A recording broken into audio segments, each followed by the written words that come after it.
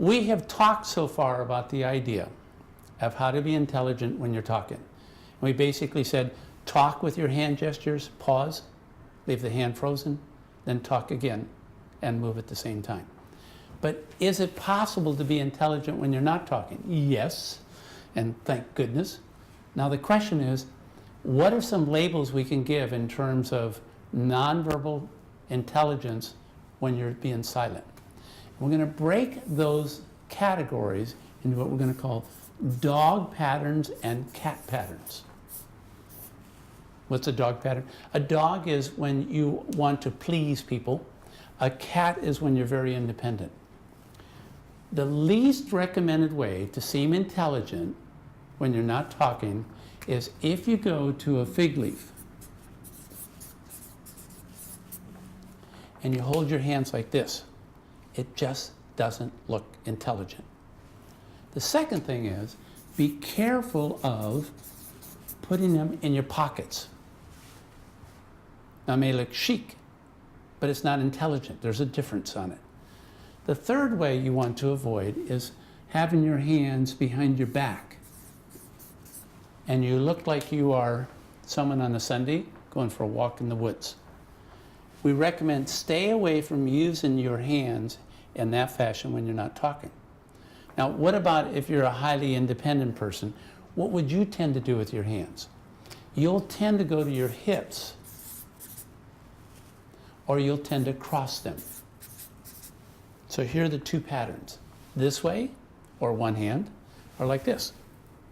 Now, at all times when we talk about nonverbal intelligence, in our model of nonverbal intelligence, we never assign the person is doing it for this reason. We never talk about that. What we say is, if this person does a certain behavior, here is the effect it has on other people. And that's a major distinction from what's on the market today. On the market today, you can buy wonderful books that say, if a person stands like this, they mean to be communicating. We never talk about intention. Example, someone could be standing like this because they're cold. That's not the same as how other people are going to interpret that.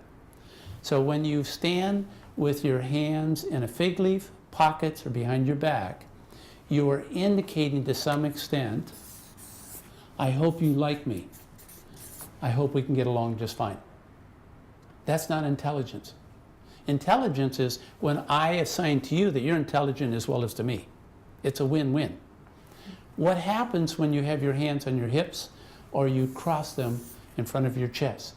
Without you meaning to do this, it comes across as you better respect me or, in fact, fear me because I have power. So what we're recommending is avoid using your forearms when you're not talking in these three dog positions or in these two cat positions. So now the question is, well, what do I do with my forearms? If you will take, and especially it's not your hands, it's your forearms. Take your forearms and put them at your side. Just like this. Just stand like this. Or, if you want, have them parallel to the ground, such as this.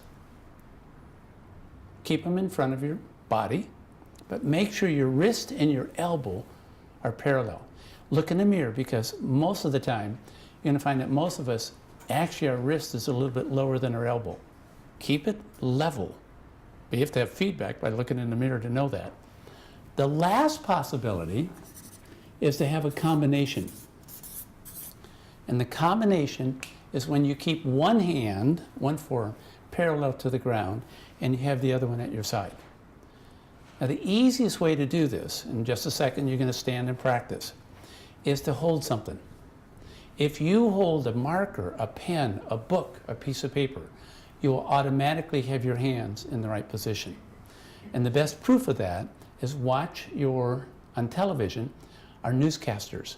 When they stand, and do you mind if I borrow your paper just for a second? When you see someone stand on television and they have their notes or they have a report, they look intelligent.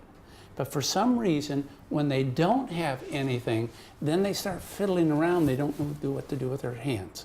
So if I may, at your side, parallel to the ground, combination. Easiest way to do it, hold something in your hand. Marker, pen. By the way, females will have an easier time doing this because when they go shopping, they hold their purse like that on a regular basis. You want to see another example of the arms parallel? Turn on any weather newscast and you'll see them hold one hand here as they look at the map and tell you the weather forecast.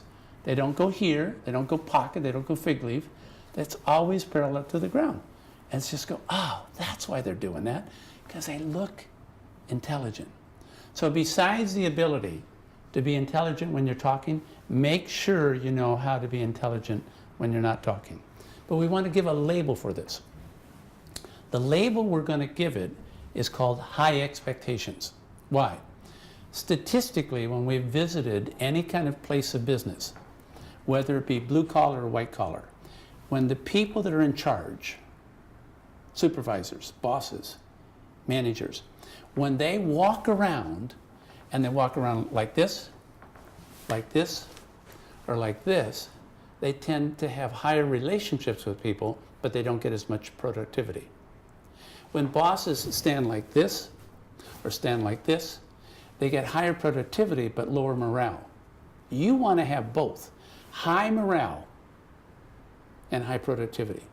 So whether you're standing in front of people and you're presenting, or you're out in the world just communicating in general, if you are not talking here, here, or here. So what you want to do is you want to practice. But don't fool yourself and think, I always do it the right way.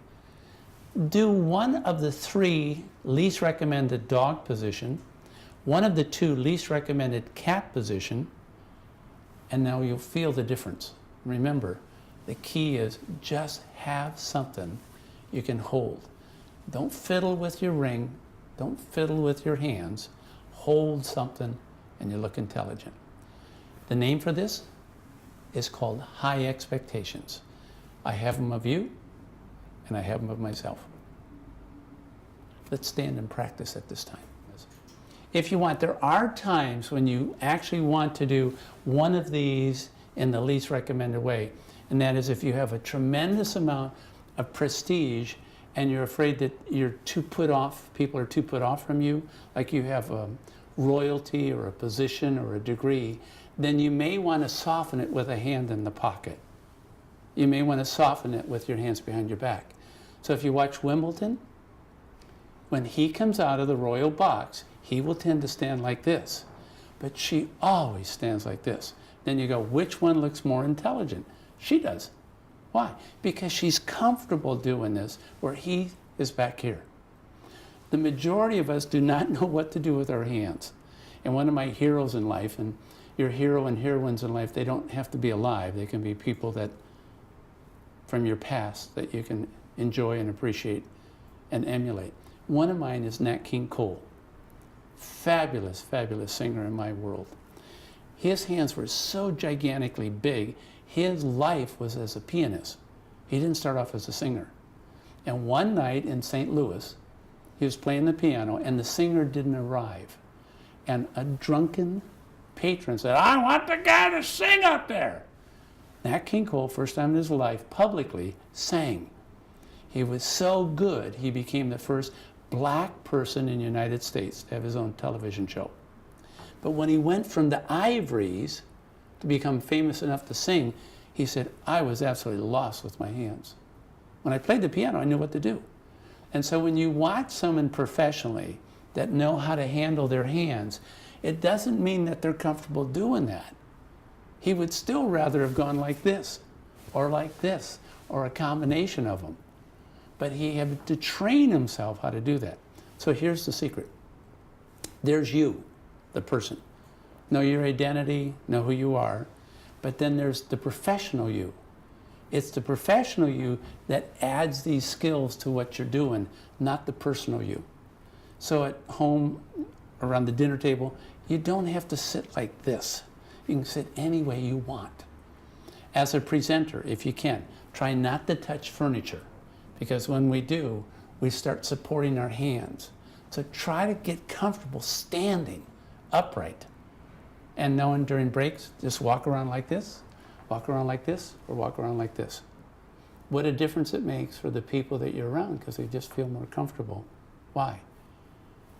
You're communicating, I'm intelligent and you're intelligent. You're quite capable. Thank you for that practice.